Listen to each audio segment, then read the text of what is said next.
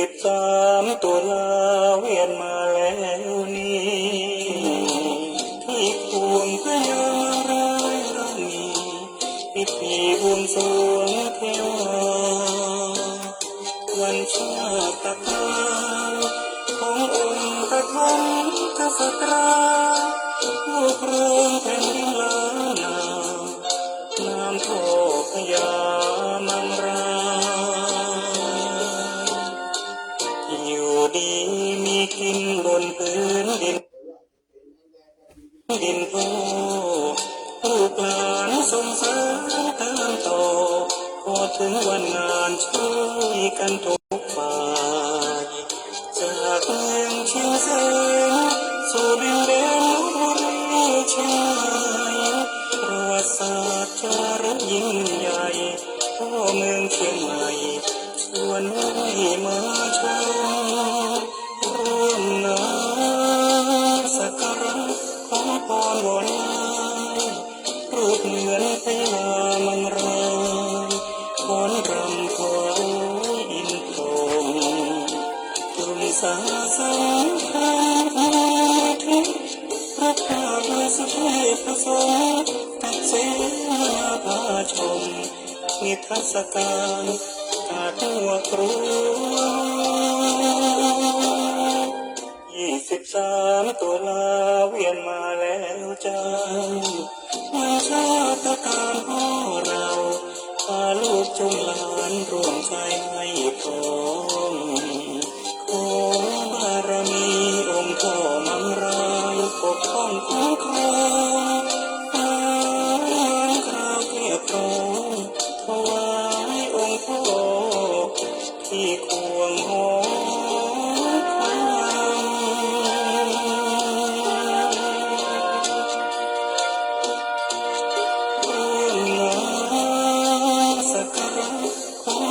วอนรูปเหมือนพญามังรายฟ้อนรำถวายอินทรงกลุ่มสาสังฆาทิพระภาคสุเทพสงฆ์ตัดเสนาพาชมนิทรรศการกาทั่วครัว23 ตุลาเวียนมาแล้วจ้าวันชาตการพ่อเราพาลูกจงหลานร่วมใจให้พร้อมขอบารมีองค์พ่อมังรายปกป้องคุ้มครองคราวเกียรติทองถวายองค์พ่อที่ควงหอ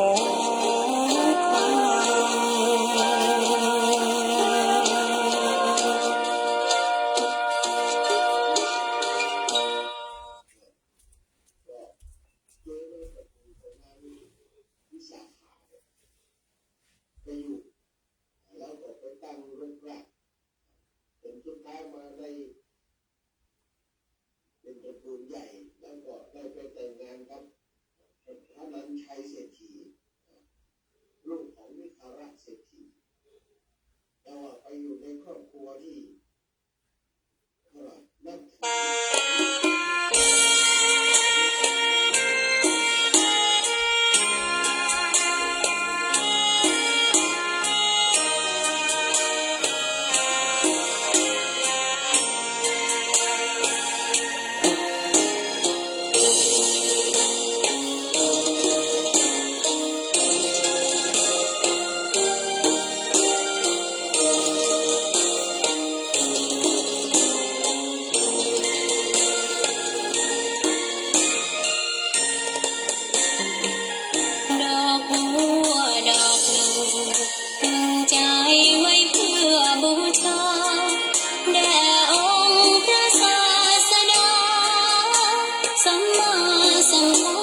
เจ้ามีความงามเงียบไม่เปรียบเทียบเขาเทียบเราใครมองไม่งามช่างเขาแต่เจ้าก็คือดอกบัวด้วยความสัตย์ซื่อยึดถือ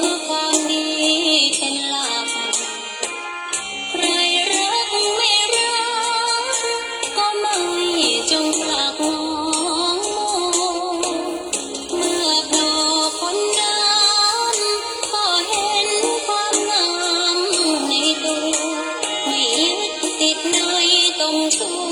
วขอเป็นดอกบัวดอกเดียวใครไม่มองว่าบัวงามเด่นแต่บัวก็เป็นดอกบัวทุกวัน ทำมือก็ตัว อันอย่างนี้ไม่อยากเด่นดังแต่มุ่งหวังในทางเด่นดีเกิดมาเพื่อสร้างบารมีถวายชีพนี้บูชาดอกบัวดอกน้อยเฝ้าคอยคนที่ใจบุญมาออกเอื้อเพื่อคุณ รู้ค่าของบุญเก็บบัวขึ้นมาเพื่อสร้างความดีและสร้างบารมีดังว่าใช้ดอกบัวนี้บูชาพระสัมมาสัมพุทธองค์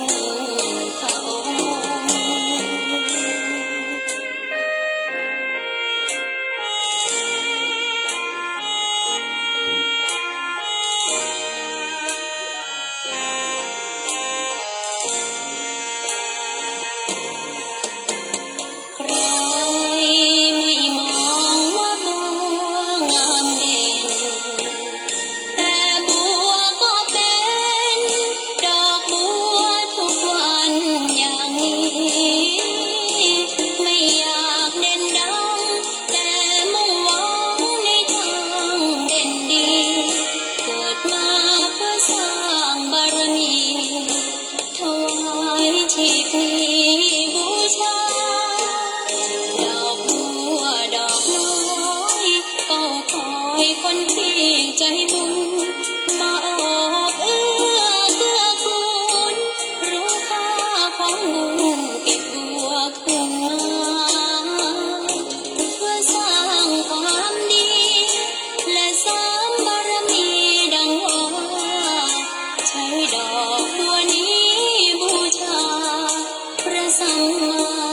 มาสัมพุทธองค์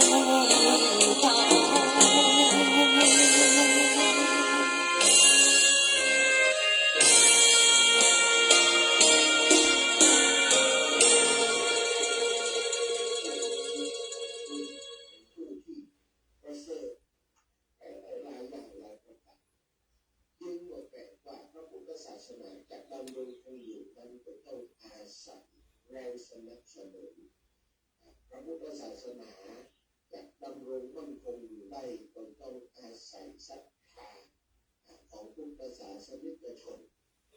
เอาไปประสบปัญหาต่างๆทางความคิดตลอดไป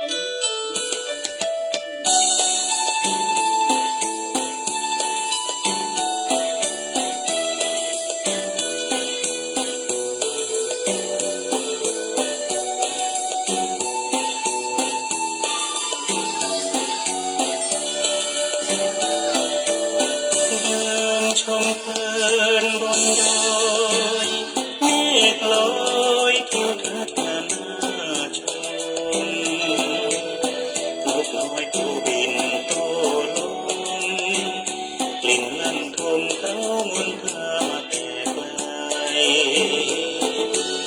หอมดอกจำปาจำปีพุทธรักษาสองสีหยวนยาวใจดอยสุเทพแดนไกลเข็นเขาชื่นใจนิดหมายมุมบน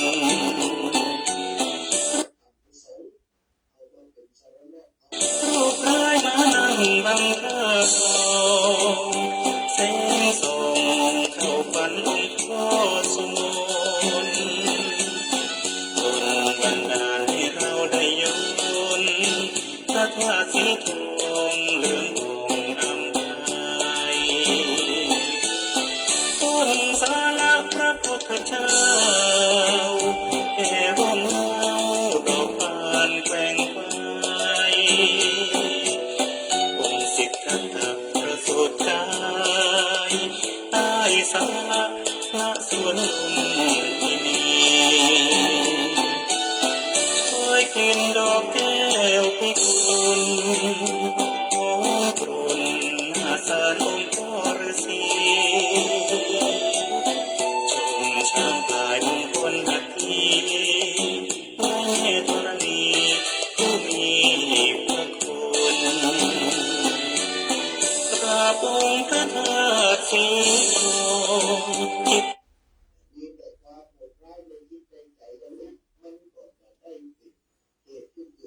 จิตใจใสผ่องล่องลอยดังอิ่มบุญใต้ร่มโพพระพุทธคุณนับว่าเป็นบุญได้ท่องเที่ยวไกลชมดอกไม้งามเกินตาแวะไหว้สาพ่อครูบาเจ้าศรีวิชัยนักบุญแห่งล้านนาไทยยากหาใครจะเทียบเทียบตาเชิญชวนท่านมาเชียงใหม่ถูกตาต้องใจถึงดอกไม้บานเย็นหรือไทยทุกเทศกาลซากุระบานปลายยอดภูดอยปุยชมพูอารามน้ำดินอากาศเยือกเย็นโดดเด่นฟ้าไว้แม่ชมทิวทัศน์สุเทพปุยดุจแดนสวรรค์ฉันดาวดึงงามน้ำตำหนักภูพิงนั่งน้อยห้อยปิ่งชวนชมตราตรึงแอบจากไกลใจหวนถึง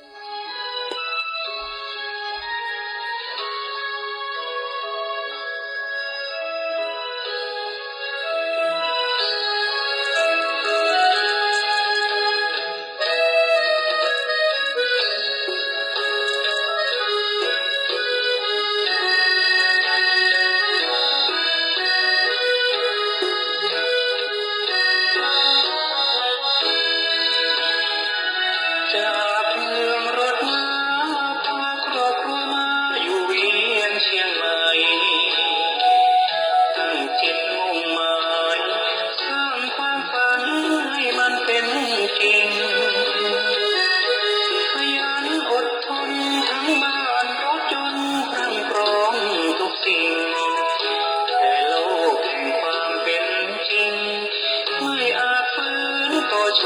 คชะตาต่อมาไม่นานคนรักมีอันลาลาโลกไปลูกสาวอ่อนวัยปวดทรมานอะไรมารดาแต่บุญยังมีเคยสร้างไว้ในศาสนาก่อนจากฝากคำสัญญาถึงวันลบลาช่วยบวชให้ทีพระประเสริฐเกิดปิติสุขในครองผ้าคาพระอุปชฌาย์เจ้าคุณพระธรรมเสนาบดีท่านมีเมตตาให้เทศนาออกทางสถานีงานวัดงานบุญไหนมีไม่รีรอรีบไปช่วยงานฝึกกรรมฐานวิชาญาณจิตใจมั่นคงผลบุญหนุนส่งสอนญาติโยมเป็นธรรมทานได้รับพัดยศชั้นใบดีกาจากองค์ทรงธาขออยู่ร่มโพชั่วการพระครูใบดีกาประเสริฐประสานน้อง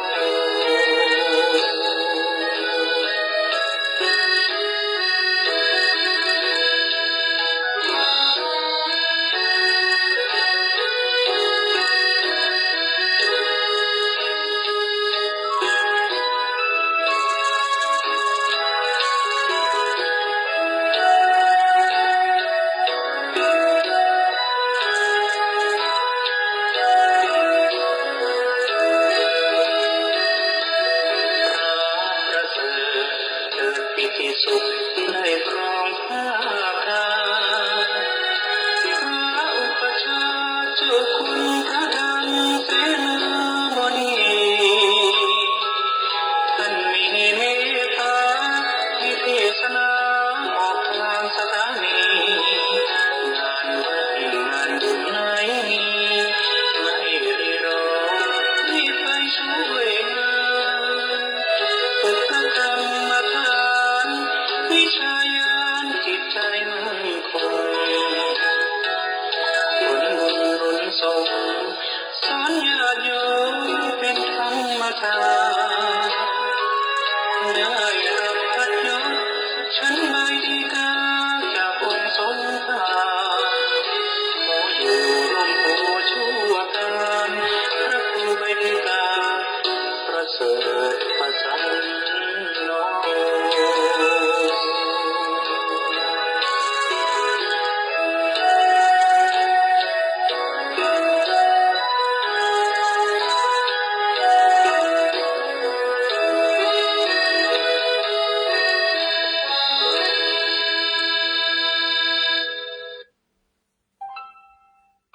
ที่นี่สถานีวิทยุบริการสาธารณะเพื่อพระพุทธศาสนา FM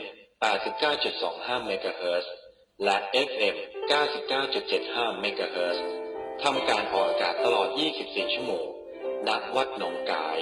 ตำบลสันป่ายางอำเภอแม่แตก จังหวัดเชียงใหม่ และท่านสามารถรับฟังได้ที่เว็บไซต์ www.wadnongkai.com ท่านสามารถติชมและแนะนำรายการได้โดยพิมพ์ข้อความผ่านทางหน้าเว็บไซต์หรือที่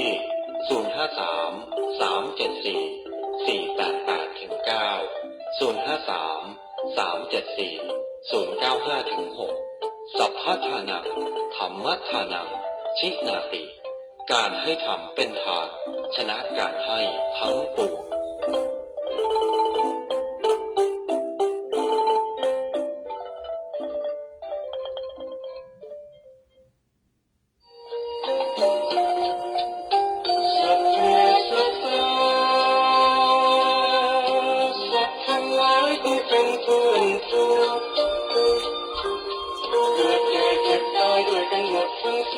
ขอเจิญร่วมทำบุญงานปฏิบัติธรรมอยู่ปริวาสกรรมของพระภิกษุสงฆ์ตลอด365 วัน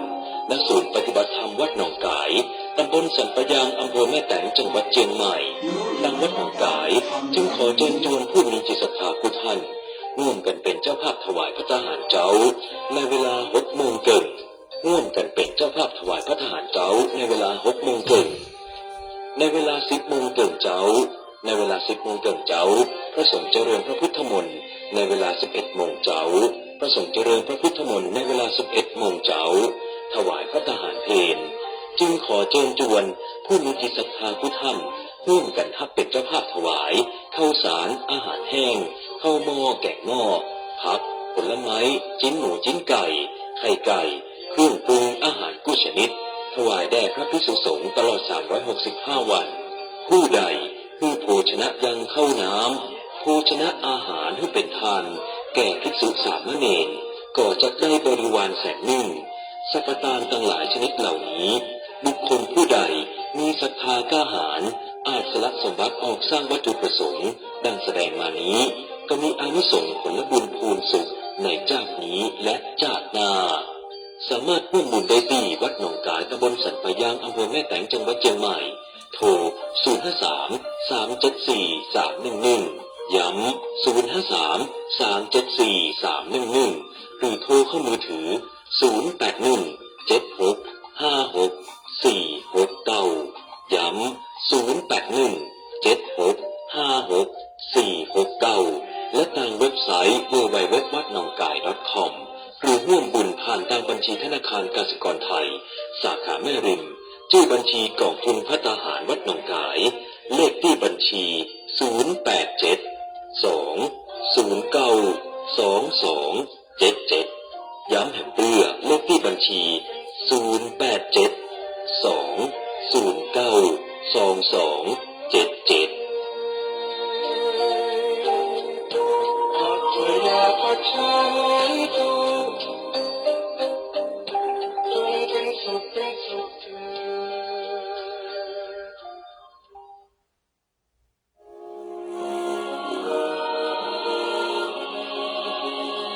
เป็นดังของขวัญฝากโลกเอาไว้สงบภายในบนทางสายกลาง ที่มืดก็เห็นทุกคนต้องการความสุขร่มเย็นในครอบครัวปราศจากโรคภัยอาการเจ็บไข้ต่างๆจะทุเลาลงจากอานิสงส์ของการแบ่งปัน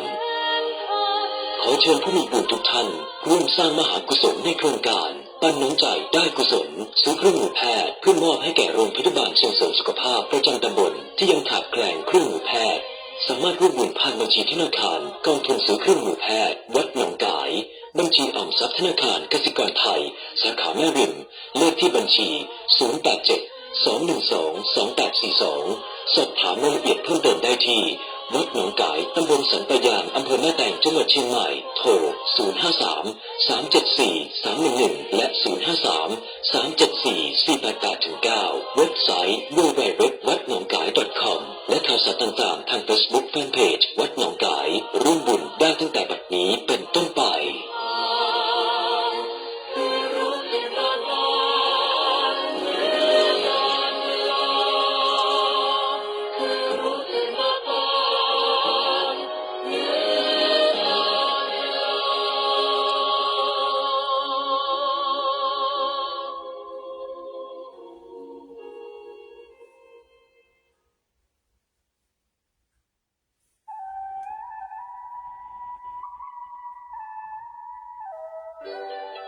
การบริจาคโลหิตเป็นปรมัตถทานบารมีสูงสุดที่มนุษย์ผู้มีบุญพึงกระทำได้เพราะเป็นการให้ส่วนสำคัญส่วนหนึ่งของชีวิตตนเพื่อนำไปช่วยต่อชีวิตให้ผู้อื่นผู้ให้ย่อมเกิดความปิติความสุขทางใจจากผลบุญของการให้ที่ไร้ขีดจำกัดอย่างแน่นอน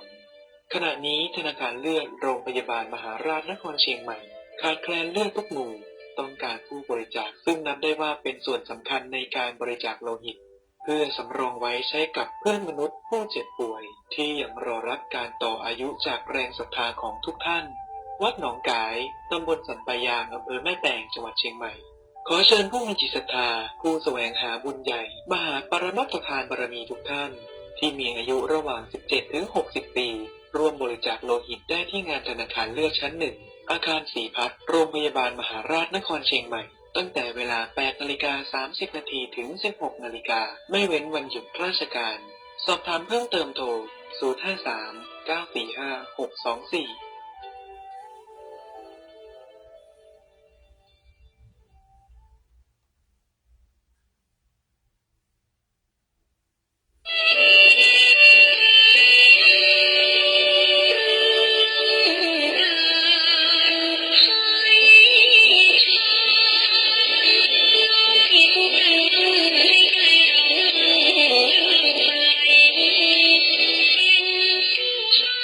ผู้ใด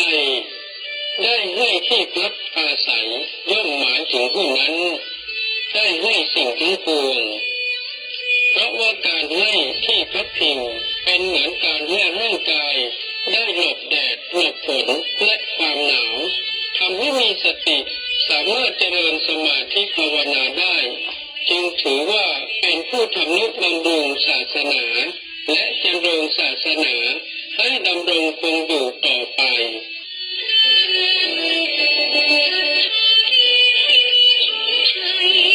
ขอเชิญชวนญาติธรรมฟังสบายสไตล์วุฒิชาติทุกคนทุกท่านได้ร่วมกุศลในการน้อมถวายกฐินสามัคคีณวัดทุ่งสารพีหมู่ที่ 9 ตำบลแม่ลาน้อยอำเภอแม่ลาน้อยจังหวัดแม่ฮ่องสอนในวันเสาร์ที่ 1 พฤศจิกายน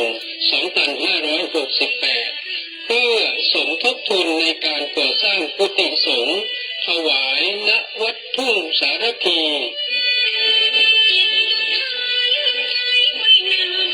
สนใจร่วมทำบุญติดต่อได้ที่ 086-671-3446 ได้ตามกุศลเจตนาเพื่อร่วมบุญสมทบกฐินสามัคคีสร้างกุฏิสงฆ์ถวายณวัดทุ่งสารพีหมู่ที่ 9 ตำบลแม่ลาน้อยอำเภอแม่ลาน้อยจังหวัดแม่ฮ่องสอนในวันเสาร์ที่ 1 พฤศจิกายน 2568 ร่วมบุญตามเจตนาติดต่อได้ที่ 086-671-3446 ได้ตั้งแต่บัดนี้เป็นต้นไป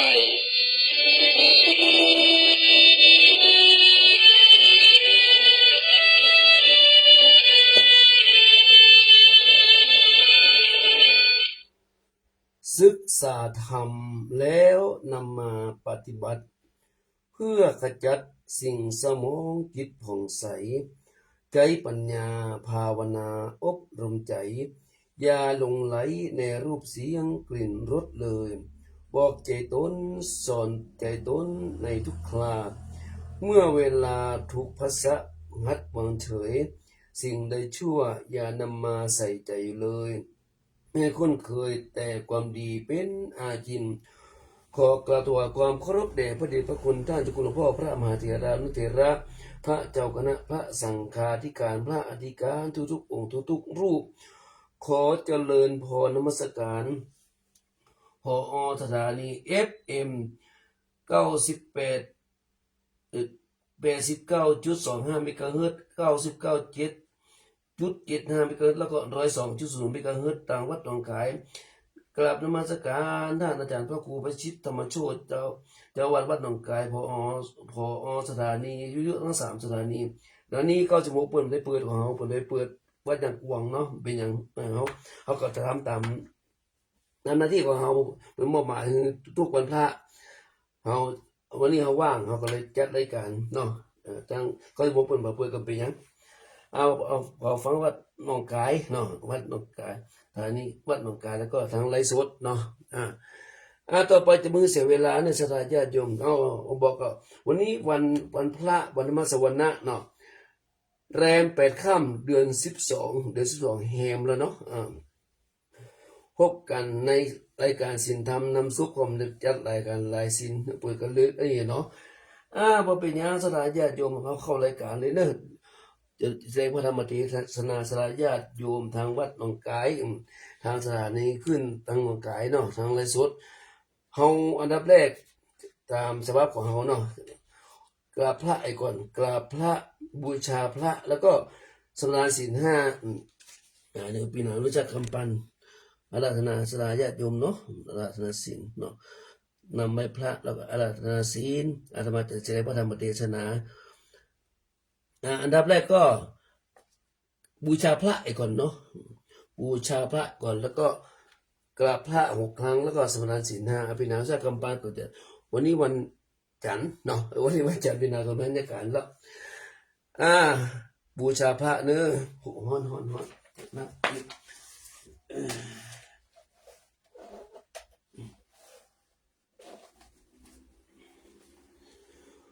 พุทธังชีวิตังเมปูเชมิธัมมังชีวิตังเมปูเชมิสังฆังชีวิตังเมปูเชมิต่อไปกราบพระ6 ครั้งพุทธังวันทามิกราบธัมมังวันทามิกราบสังฆังวันทามิกราบครูปชายาจริยคุณังวันทามิกราบมาตาปิตุคุณังวันทามิกราบพระไตรสิกขาคุณังวันทามิกราบต่อไปสดาญาติโยมสาธุชนทั้งหลายเตรียมรับศีล 5เนอะพี่น้องสักกำปั้นนำสดาญาติโยมไหว้พระแล้วก็สมณศีล 5เป็นอันเนอะ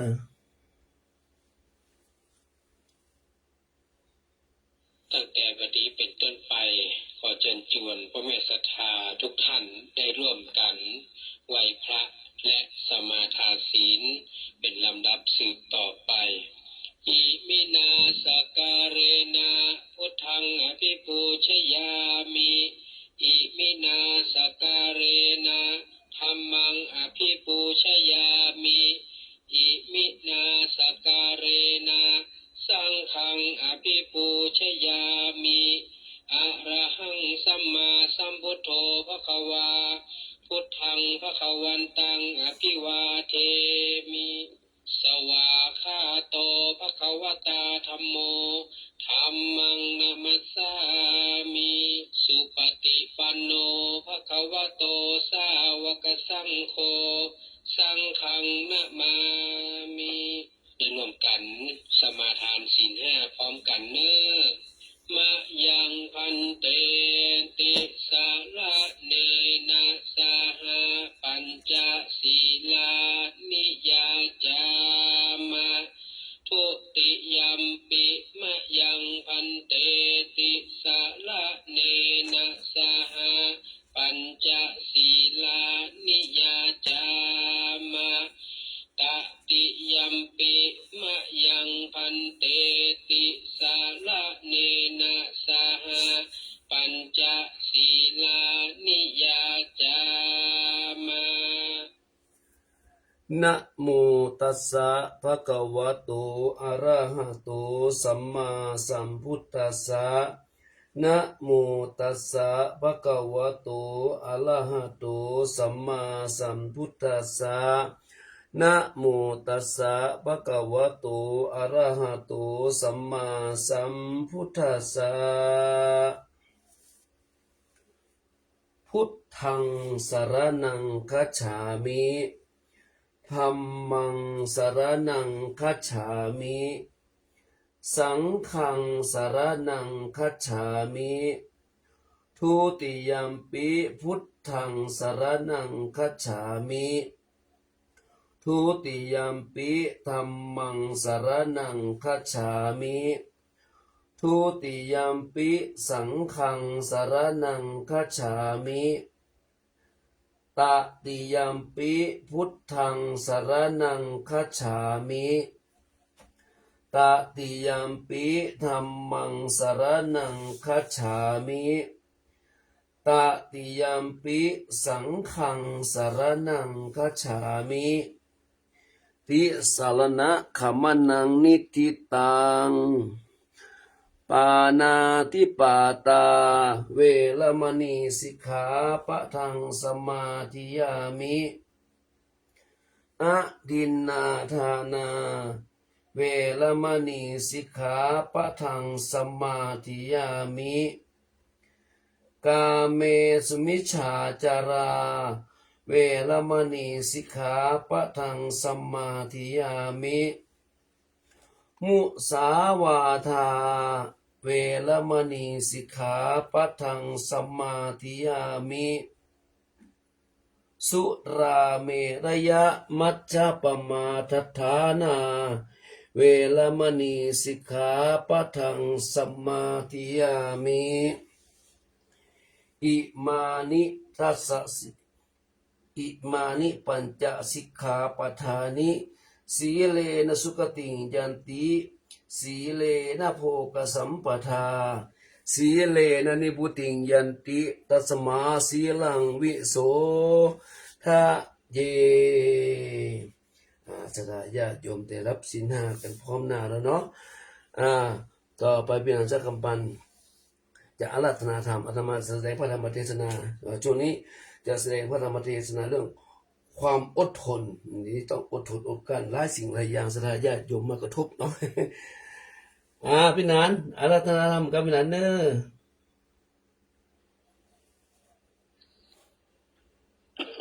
ลำดับต่อจากนี้ไปขอเชิญพ่อแม่พี่น้องศรัทธาญาติธรรมทุกท่านได้ร่วมกัน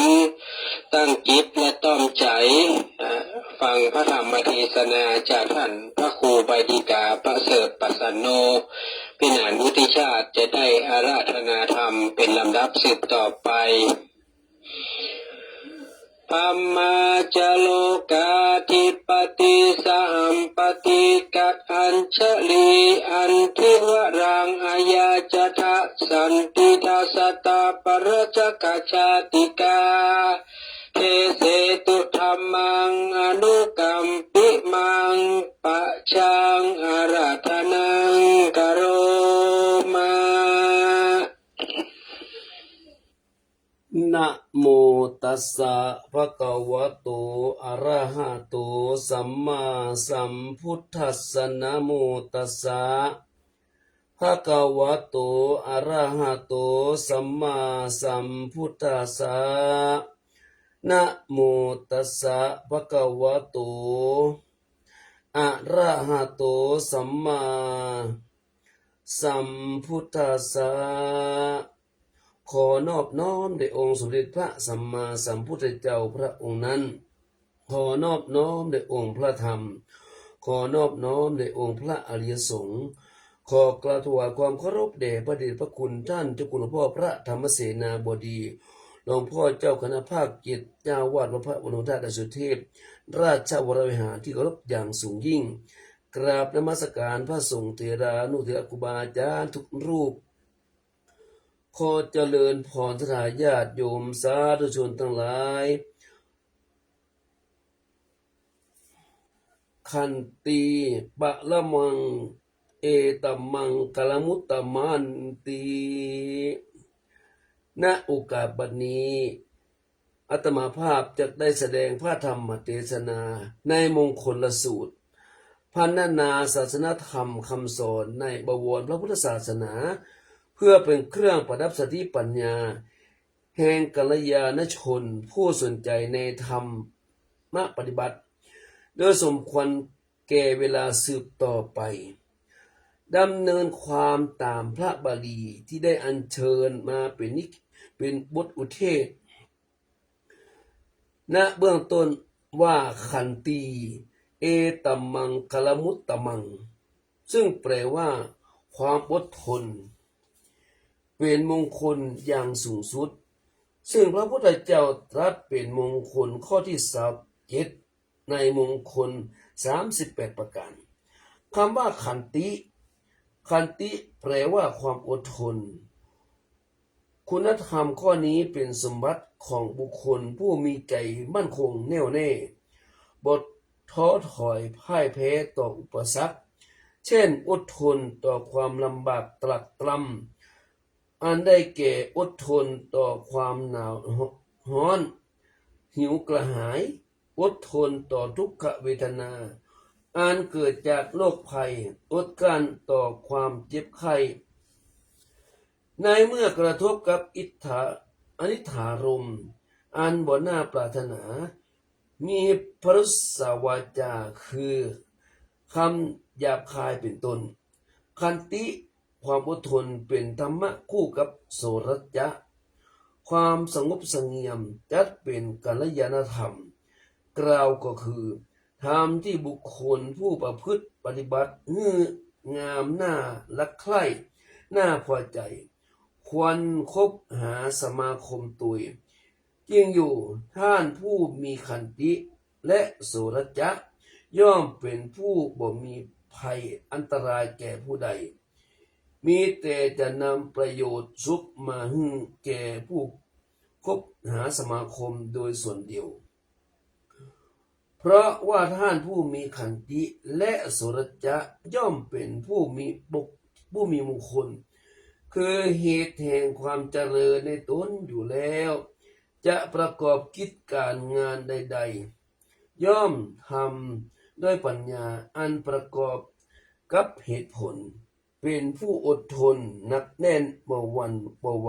ง่ายความอดทนและความสงบเสงี่ยมที่ทำบุคคลให้งามใดนั้นมีอธิบายว่าความงามมีอยู่สองอย่างด้วยกันก็คือความงามภายนอกกับความงามภายในความงามแห่งสวดทรงความงามแห่งเครื่องประดับเป็นบุคคลตกแต่งมาชื่อว่าความงามภายนอกความงามภายนอกนี้บ่แน่บ่นอนบ่คงทนถาวรเปลี่ยนแปลงสูญหายได้ง่ายส่วนความงามภายในเป็นความงามทางด้านจิตใจมีความสำคัญนักจะใช้ความงามภายนอกมาเป็นเครื่องวัดบุคคลว่าเป็นคนดีนั้นหาได้ไม่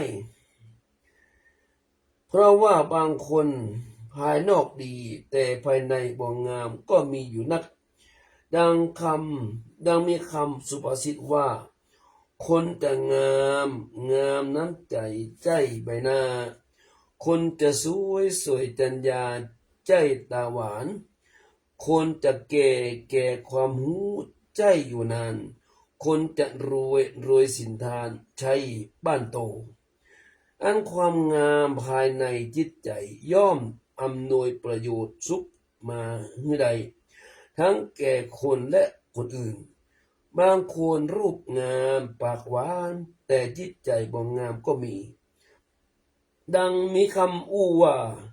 ปากปลาใสน้ำใจเชือดคอบุคคลจะงามจิตใจเป็นสำคัญจะเป็นคนดีก็อยู่ที่ใจความอดทนท่านจำแนกแจกประเภทไว้3ประการคือทนลำบาก1ทนตรากตรำ1ทนเจ็บอกเจ็บใจ1ทนลำบากหมายถึงความอดทนต่อทุกขเวทนาที่เกิดจากความเจ็บไข้เป็นสำคัญจริงอยู่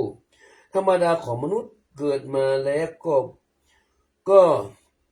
บอกแคล้วจากการแก่เจ็บตายไปได้ต้องประสบพบทุกท่านทุกคนบ่เลือกว่ายากดีมีจนผู้ดีขี้ข้าต้องได้พบทั้งสิ้นคนแก่บ่สู้สำคัญเพราะเป็นเรื่องของสังขารห้ามบ่ได้จำต้องแก่แน่แต่ว่าความเจ็บไข้นั้นดูจะสำคัญเพราะทำให้เสียเงินเสียทองทำให้เสียการเสียงานเมื่อประสบพบกับความเจ็บไข้ได้ป่วยก็ควรกินยาหาหมอรักษาเมื่อเกิดทุกขเวทนาควรใจขันติธรรมเข้าสกัดกั้นไว้บ่ควรแสดงอาการทุรนทุรายจนทำให้ผู้รักษาพยาบาทเกิดความเบื่อหน่ายควรสร้างกำลังใจให้เข้มแข็งโดยการพิจารณาถึงธรรมที่พระพุทธเจ้าตรัสไว้ในอภินนหปัจจเวคขณะว่าสตรีก็ดีบุรุษก็ดีคฤหัสถ์ก็ดีบรรพชิตก็ดี ควรพิจารณาเนืองๆว่าเฮามีความแก่เป็นธรรมดาบ่ล่วงพ้นความแก่ไปได้เฮามีความเจ็บเป็นธรรมดาบ่ล่วงพ้นจากความเจ็บไปได้เฮามีความตายเป็นธรรมดาบ่ล่วงพ้นความตายไปได้เฮาจะต้องพลัดพรากจากของฮักของชอบใจทั้งสิ้นเฮามีกรรมเป็นของตัวทำดีจักได้ดีทำชั่วจักได้ชั่วเป็นต้นถ้าพิจารณาหื้อเนืองดังแสดงมานี้เมื่อทุกขเวทนาเกิดขึ้นใจจะเข้มแข็งอดทนได้หากจะตายก็ตายอย่างมีสติสัมปชัญญะบ่เป็นผู้หลงตายชื่อว่าทนลำบาก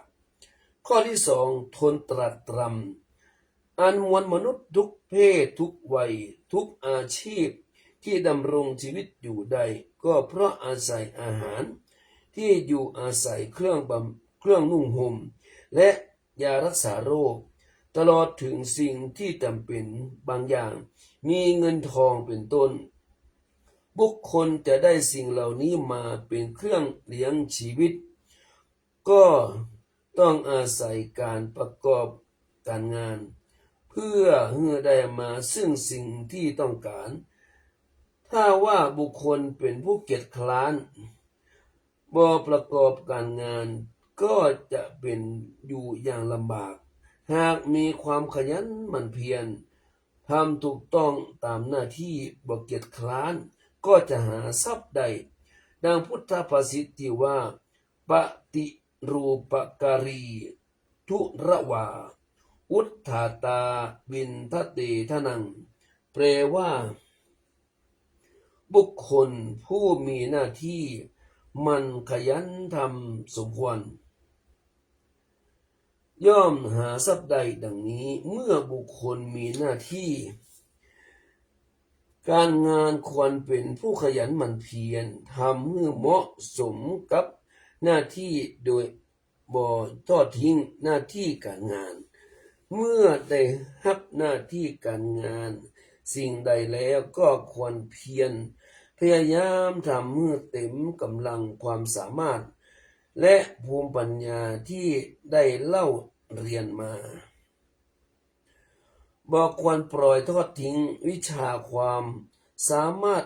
เปล่าประโยชน์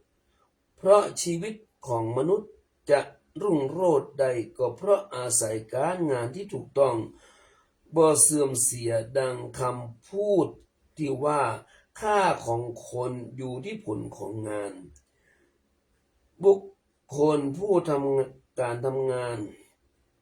ย่อมประสบกับอุปสรรคความเหน็ดเหนื่อยเมื่อยล้าทุกข์ยากบ่นักก็น้อยเป็นธรรมดาท่านมีปัญญาต้องการประโยชน์สุขอย่างแท้จริงบ่ควรทอดทิ้งหรือท้อถอยควรใจขันติทำเป็นอาวุธต่อสู้ดังคำกลอนที่ว่าใครเป็นคนอ่อนแอย่อมแพ้ก่อนแพ้หนาวร้อนอ่อนล้าแพ้ฟ้าฝนจะทำการสิ่งใดบ่อดทนต้องยากจนตลอดชาติอนาใจภัยมีเกราะป้องกันคือขันติมีดำริแน่วแน่คิดแก้ไขถึงทุกข์ยากสู้ทนผจญภัยเพื่อมีชัยมีทรัพย์บ่อับจนความอดทนจะทำให้การงานสำเร็จลุล่วงไปได้และจะนำประโยชน์สุขมาให้แก่ตนและคนอื่นได้นี่จือว่าทนตรัสตรำข้อที่สามทนเจ็บใจทนเจ็บใจธรรมดาบุคคลผู้เกิดมาในโลกนี้จะอยู่ผู้เดียวก็หาไม่ต้องอาศัยอยู่ร่วมกันเป็นหมู่เป็นคณะเป็นครอบครัวตลอดถึงเป็นประเทศชาติและจะต้องประสานงานร่วมกันบรรดาชนผู้อยู่ร่วมกันเช่นนี้ บางครั้งอาจจะมีความกระทบกระทั่งกันข้องทะเลาะวิวาทบาดหมางกันข้องบ่นักก็น้อยเพราะต่างก็มีกิเลสด้วยกันทั้งนั้นถ้าว่าฝ่ายใดฝ่ายหนึ่งขาดความอดทนและไซความทะเลาะวิวาทบาดหมางแตกแยกจะแผ่ขยายวงกว้างออกไปจนทำให้เสียหน้าที่การงานใดเมื่อเป็นเช่นนี้ประโยชน์สุขจะเกิดได้จะใดท่านผู้มีปัญญาควรใจขันติคือความอดทนเข้าระงับยับยั้งความโกรธบ่ให้ลุกลามต่อไปความโกรธเหมือนไฟตามธรรมดาของไฟบ่มีเมตตาปราณีต่อไผติดที่ไหนไม่ที่นั้นไฟคือความโกรธจัดเป็นบาปบ่มีตัวตนบุคคลต้องใจจอบหรือขันติเข้าขุดทำลายรากของมันจึงจะสงบเป็นสุขตามธรรมดาของปุถุชนเมื่ออยู่ใกล้กันย่อมจะตำหนิติเตียนหรือทะเลาะวิวาทกันพ้องเหมือนลิ้นกับฟันยังกระทบกันเลยแต่ว่าเมื่อไฟอยู่เมื่อไฟคือความโกรธเกิดขึ้นแล้ว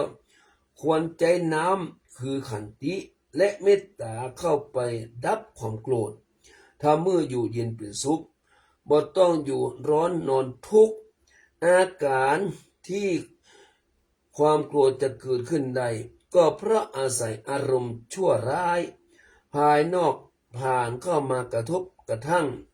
ถ้าบุคคลบ่มีขันติและเมตตาความโกรธจะเกิดขึ้นทันทีความโกรธเหมือนไฟอารมณ์ร้ายเหมือนเชื้อธรรมดาของไฟเมื่อได้รับเชื้อจะลุกติดทันทีบุคคลผู้บ่มีขันติและเมตตาก็เหมือนกันย่อมเป็นผู้โกรธง่ายดังนั้นจึงควรใจขันติความอดทนเข้าระงับเมื่อกล่าวแห่งในหนึ่งความอดทนมีอยู่3สถานก็คือที่หนึ่งอดทนต่อทุกข์อันเกิดจากความอยากข้อ2อดทนต่อทุกข์อันเกิดจากความกึดหายข้อที่3อดทนต่อทุกข์อันเกิดจากความหลงข้อว่าอดทนต่อทุกข์อันเกิดจากความอยากอันผู้ที่ขาดขันติเท่านั้นย่อมปล่อยใจถ้ายานอยากได้บ่หยุดบ่ยั้งเมื่ออยากได้สิ่งใดบ่สมหวังก็เป็นทุกข์โทมนัสผู้ที่ปรารถนาความสุขพึงกำจัดความอยากของตนด้วยความอดทนข้อว่าความอดทนต่อทุกข์อันเกิดจากความกึดหายเมื่อบางอย่างเกิดทางใจอย่างแรงกล้าเพราะได้พบหันสิ่งที่บนหน้าปรารถนาหรือเพราะได้ฟังคำหยาบคายเป็นต้นสิ่งเหล่านี้ล้วนเป็นทางยั่วยุชวนให้เกิดความกระทบกระทั่งแห่งจิตดังนั้นจึงต้องใจขันติคือความอดทนเข้าระงับข้อว่าอดทนต่อทุกข์อันเกิดจากความหลงบรรดาทุกข์ทั้งหลายที่เกิดทางกายทางวาจาทางใจทุกข์นั้นอาจเกิดจากการหลงไหลเข้าใจผิดเมื่อบุคคลบ่ยังคิดอึดท่องแท้ขาดสติปัญญาเข้าแก้ไขก็จะบ่รู้สาเหตุของทุกข์บางทีการแก้ทุกข์ของตนก็เป็นการเพิ่มทุกข์ให้แก่ตนนักยิ่งขึ้นก็ได้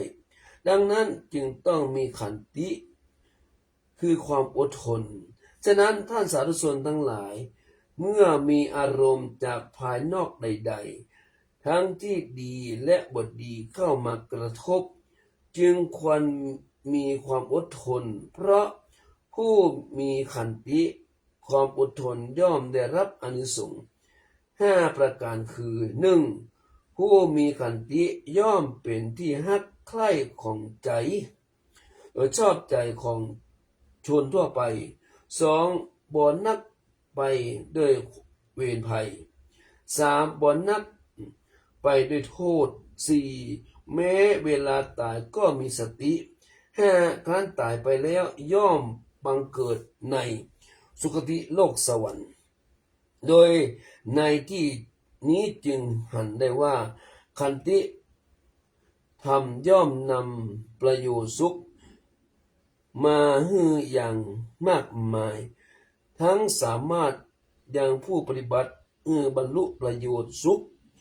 ได้ในภพหน้า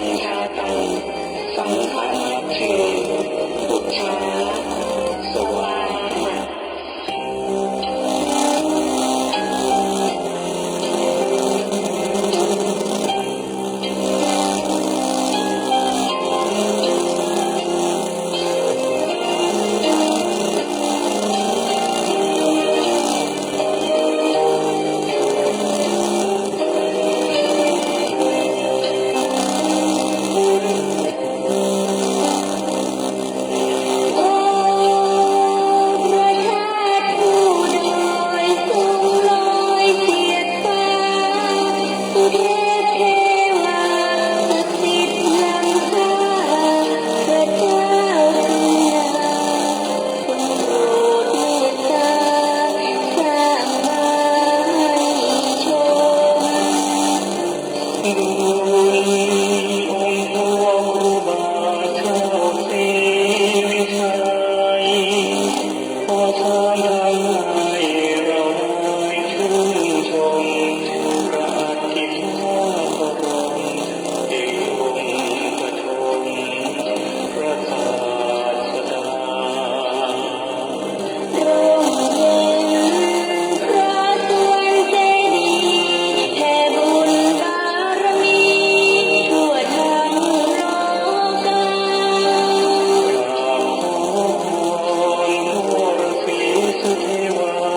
อินพรหมยนยักษ์นาคาสักการะพระเจ้าทันใจ โอ้พระธาตุผู้ดอยสุเทพช่วยดลลูกหลานทุกคนผ่านพ้นโผยภัย อธิษฐานสิ่งใด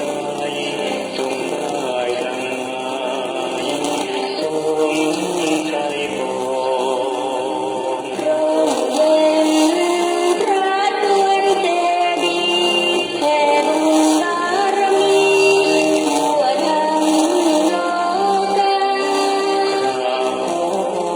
พระฤาษีสุเทวาอินพรหมยนยักษ์นาคาสักการะพระเจ้าทันใจ โอ้พระธาตุผู้ดอยสุเทพช่วยดลลูกหลานทุกคนผ่านพ้นโผยภัย อธิษฐานสิ่งใดจงได้ดังหมายสมใจปองโปรดพระบารมีโลกนี้เกิดไว้ในครั้งนั้น แล้วนักสถาญาติโยมก็ฟังเพลงอันพระธาตุเชยไปพอสมควรเวลาจะมุดเหลือ3 นาที วันนี้วันพระวันธรรมสวรรค์วันศีลนักสถาญาติโยมทุกครั้งที่ได้หยาดน้ำอุทิศส่วนกุศลในแก่บรรพบุรุษบรรพชน แล้วก็ญาติพี่น้องที่เพื่อนได้ล่วงละสังขารหรือรับล่วงหาอันนี้จากเขาไปเนาะอยู่ที่สูงส่วนเพื่อนเนาะเจ้ากรรมนายเวรเจ้าเกียรติเจ้าตาปู่ย่าตายายเปรตอสุรกายทั้งหลายมารับผลบุญสุขกุศลที่สละญาติโยมได้ฟังพระธรรมเทศนานะครับในวันพระนี้เนาะพอวิธีกับเวลาเหลือ2 นาทีเตรียมน้ำหยาดน้ำเนอใครมีน้ำหยาดก็เอาจิตเอาใจหยาดอย่างเพิ่นว่ากัน เนาะหยาดน้ำและพรเนอสละญาติโยมยะถาวาลิวาหาปุราปาริปุเรนติสาคลังเอวะเมวะอิโตทินังเปตานังอุปกปปติอิชิตังปริตังตุมังคิปะเมวะสมินสันตุสัพเพปุริตุสังกปาจันโตปรโสยถามณีโชติรโสยถาสัพพิติโยวิวัตสันตุสัพพะโลกโควินาสันตุมาเตภวัตวันตะลายโยสุขีทีคายุโกภวะอาภิวาตานาสีดิสันจัตตาทิอายุวันนุสุขังพลังอโลคยาพลังมาลาภาสันตุติประมังธนังวิสาสาปรมายตินิบานัปะละมังสุขมีโชคมีใจเคลี้ยคลาดปลอดภัยอันตรายทั้งหลายทั้งปวงอยู่เย็นเป็นสุขร่างกายสมุนเกลัยหิมากาขึ้นกาขายทำการทำงานอันใดขอการกุ่งรุ่งเรืองจงเจริญบริจาคตุลิพิตปัจจัยทั้ง4 ประการคือมีอายุวันนะสุขะพละปฏิภาณธรรมสารสมบัติขึ้นมาปรารถนาสิ่งหนึ่งประการใดขอสมความมุ่งมาปรารถนาสิ่งนั้นด้วยเทินขอเจริญพรอนุโมทนาสาธุเนอสละญาติโยมที่เข้ามาฟังเข้ามารับฟังธรรมเทศนาในวันนี้เนาะทางไรสุดแล้วมีกุยมสุริกองบุญสาธุเนอแล้วก็ทางขายทางวัดหนองกายเนออนุโมทนาสาธุจัตตาโลเอวนุสุขังพลัง